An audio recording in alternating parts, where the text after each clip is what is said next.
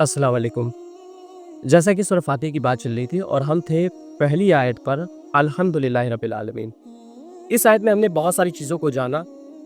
आज हम बात करेंगे आलमीन के माना क्या है।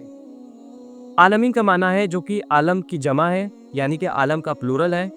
जिसका तर्जुमा हम देखते हैं कि कायनात। यहाँ पे बात अल्लाह पाक ने आलमीन की और जब आलमीन की बात की तो पहली बात तो ये कि आलम जो है वो इल्म का रूट है, यानी कि ये जो लफ्ज़ बना है वो इल्म से बना है। जब हम इस कायनात के अंदर किसी भी चीज़ को देखते हैं तो हमें इस बात का इल्म होता है कि इसको बनाने वाली एक ज़ात, एक हस्ती है जो जिसने इसकी तख्लीक की है, तो इसलिए इसको आलम कहा गया। तो ये वजह है कि जब हम कहते हैं कि आलम, तो इससे मुराद ये है कि ये सारी चीज़ें जिसको देख कर के ये इल्म हो जाए कि इसको बनाने वाला एक खुदा है, तो हमें खुदा का इल्म होता है, इसलिए हम कहते हैं कि ये आलम है। इस सूरह में अल्लाह पाक ने ज़मीन आसमान का लफ्ज़ ही नहीं इस्तेमाल किया, आसमान ज़मीन की बात ही नहीं की, यहाँ पे अल्लाह पाक ने बात की आलम की।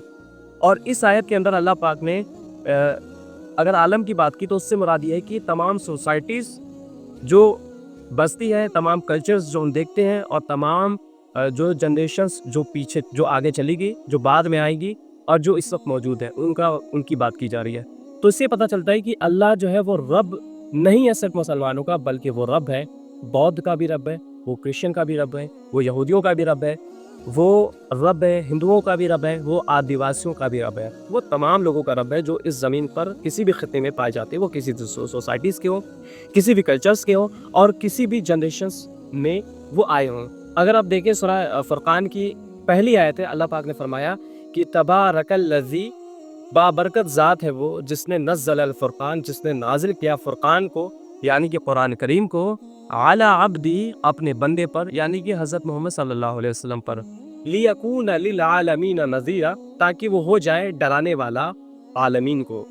तो यहाँ पे क्या बात की जा रही है ज़मीन आसमान की? नहीं, बल्कि यहाँ पे बात की जा रही है इस आलम में, इस ग्लोब में, इस वर्ल्ड में बसने वाले इंसानों की जो बसते हैं, और या फिर ये भी कहा जा सकता है जो जिन्नात जो इस आलम में पाए जाते हैं।